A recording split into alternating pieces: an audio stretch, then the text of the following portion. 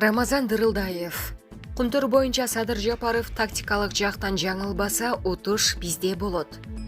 Садыр Жапаров Центранын кысымына туруштук берсе, анда ал эң мыкты президент болот деди бүгүн 19 майда Назар Ньюс маалымат агенттигине экс-депутат Рамазан Дырылдаев.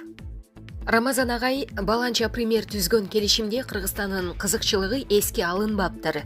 Түкүнчө макулдашууга кол коюлганда Центрага артыкчылык берилиптир деп эле ызылдап жатабыз. Неге ошол нерсенин баары учурунда айтып, убагында баа берилген эмес? Кумтөр маселеси дайыма президенттердин көз карашына байланыштуу болгон. Ошол үчүн президенттер бийликте турган мезгилинде болушунча жеп, ичишип, мамлекеттик кызыкчылыкты эстен чыгарып, Центрага артыкчылык берген келишимдерге кол коюлган. Кечеги депутаттык комиссиянын корутундусунда президенттер жана премьер-министрлер чыккынчылыкка тети иш кылышкан деп туура баа беришти. Чынында илимдүү делген Акаев кыргыз эли үчүн душман кылбай турган кадамдарга барган.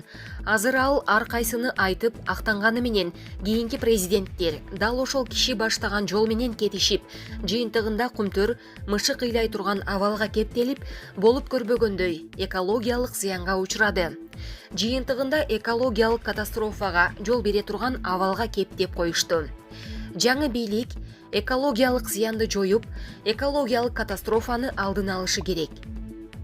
Садыр Жапаров туура кадам таштадыбы же калпыстыкка жол берип койдубу? Президент Садыр Жапаров Кумтөрдөгү алешемендиктерди ачыкка чыгарып, Центранын былыгын, мыйзамсыз иштерин ашкерелеп, туура эле кадам таштады. Бу сапар депутаттарда мактоого арзыган иш кылышты. Эми президент тактикалык жактан жаңылбаса, утуш бизде болот. Себеби бүгүнкү күндө бүт дүйнө жүзүндө экология чоң маселеге айланды. Анткени саясатта, экономикада баары экологияга байланыштуу. Ошол үчүн биз эл аралык сотто экологияга басым кылып, Кумтөр кенин иштетүүдө коррупциянын орун алганын далилдешибиз керек. Айтайын дегеним, коррупцияда чоң кылмыштардын катарын толуктайт. Ошондой эле эл аралык соттон утулбаш үчүн батыштын системаларын жакшы билген адистер менен кызматташышыбыз керек. Анткени биздин күч органдарынын имиджи эл аралык сотторду ынандырууга жетпей калышы мүмкүн. Булак Назар Ньюс Кейджи. УКМК Кыргыз-Тажик чекарасы боюнча маалымат таратты. Кыргыз-Тажик чекарасында кырдаал туруктуу. Бул тууралуу улуттук коопсуздук боюнча мамлекеттик комитети билдирди. Алардын маалыматында бүгүнкү саат 12:30 карата Кыргыз-Тажик чекарасында кырдаал тынч. Маалыматка караганда 18 майда Чоңалай районунун Унжу булак жергесинде Кыргызстан менен Тажикстандын чегара өкүлдөрүнүн жолугушуусу өткөн. Ага Ош облусу боюнча жана Тажикстандын Лакш Жиргетал аймагы боюнча өкүлдөр катышты. Жолугушуунун жыйынтыгы боюнча Унжу булактагы чегара тилкеси эл аралык укуктук каттоодон өткөнгө чейин бул жерде чегара сызыгын бойлой Кыргызстандын да Тажикстандын да чегара кызметтери кайгуул жүргүзбөйт деген чечим кабыл алынды. Чегараны биргелешип кайтаруу эки тараптын макулдашуусунун негизинде гана жүргүзүлүшү мүмкүн экени айтылды. УКМКга караштуу чегара кызматынын Чоңалай районундагы бөлүктөрү штаттык режимде кызмат өтөшүүдө. Булак Факт Кейджи. Орусиянын Москва шаарында Кыргыз өлкөсүнүн жарандары менен Тажикстандын жарандарынын ортосунда массалык мушташ чыкты. Бул тууралуу орус басылмалары жазып чыгышты. Маалыматка караганда мушташ Москвадагы кафелердин биринде болгон. Жыйынтыгында 6 жаран ооруканага түшүп, 9 жаран тергөө иштерине байланыштуу полиция бөлүмүнө жеткирилген. Жаңжал тууралуу маалымат полицияга кечинде келип түшкөн. Айтылган дарекке полиция кызматкерлери барып, жарадар болгон 6 жаранды тез жардам кызматы менен ооруканага жеткиришкен.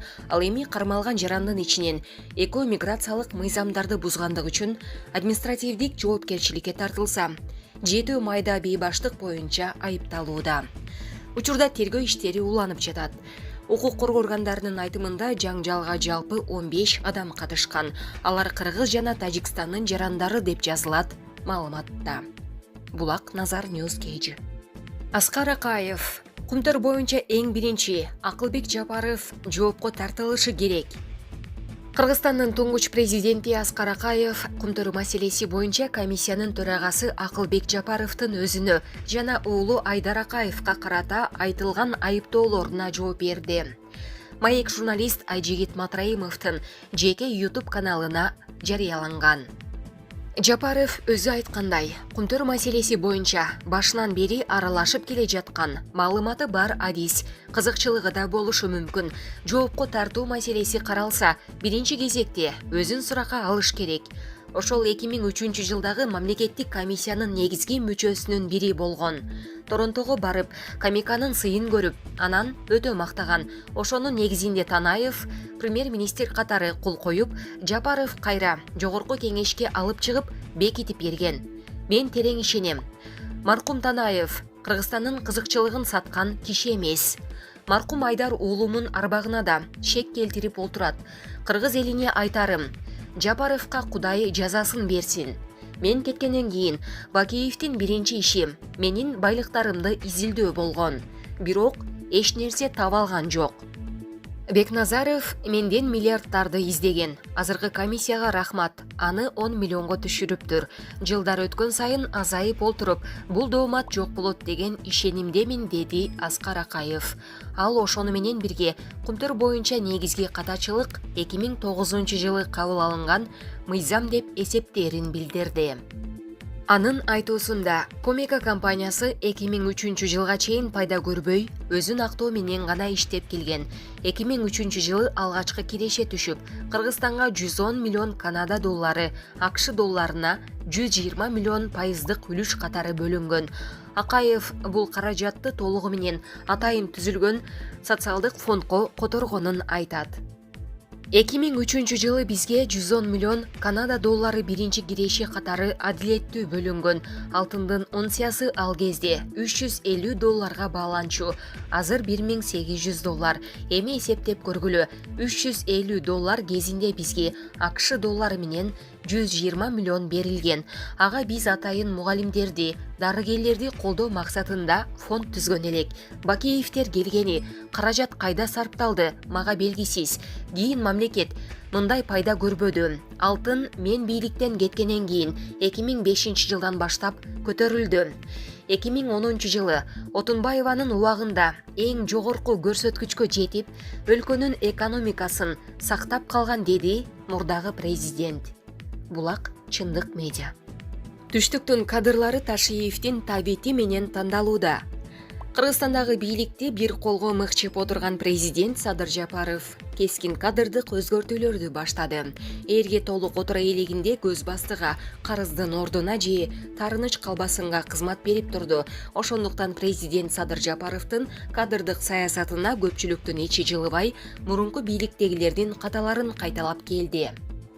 Азыр болсо Камчыбек Ташиев түштүктүн кадрларын мен коем деп өзүнө жакканын тартып, жакпаганын түртүп, Садыр Жапаровка душман ашырып жатат. Бул Сооронбай Жээнбековдун учурундагы кадрдык жүрүштөрдү эске салууда. Дал ушул Ташиев сыяктуу Асилбек иниси түштүктүн кадрларын чечип, тыңдарын эмес, күн карамаларын топтоп алып, агасынын түбүнө жеткен. Натыйжада Соке ээрден шыпырлар кезде колдоп митингге чыкмак турсун. Бири да жарытылуу сөз айтып койгонго жарашкан жок. Президент мырза кадрдык саясатты Ташиевдин табити менен эмес, табигый тандоодон өткөн кадрлар менен башкарганыңыз дурус болмок. Антпесеңиз Ташиевдин теңине албаган түштүктүн эр азаматтарынан кол жууп калчудайсыз. Булак Кыргыз пресс. Президент Садыр Жапаров Орусиянын президенти Владимир Путин менен 24 майда Сочи шаарында жолугат. Бул тууралуу Путин 18 майда Орусиядагы элчилерге ишеним грамоталарын тапшырып жатканда айткан. Маалыматка ылайык, жолугушууда Евразия экономикалык интеграциясы тууралуу сөз болот. Ошондой эле жамааттык коопсуздук келишим уюму, көз карандысыз мамлекеттердин шериктештиги жана Шанхай кызматташтык уюмунун алкагында аймактык коопсуздукту камсыз кылуу маселеси көтөрүлөт. 10 майда Садыр Жапаров Путин менен телефондон сүйлөшкөн. Баарлашуунун жыйынтыгында Жапаров ушул айдын этегинде Москвага иш сапары менен барары белгилүү болгон. 18 майда Садыр Жапаров аралыктан иштөө режимине өттү. Президенттин басма сөз кызматы Жапаровдун бул кадамын алдыдагы эл аралык иш чараларга байланыштуу деп түшүндүргөн. Булак элдик медиа.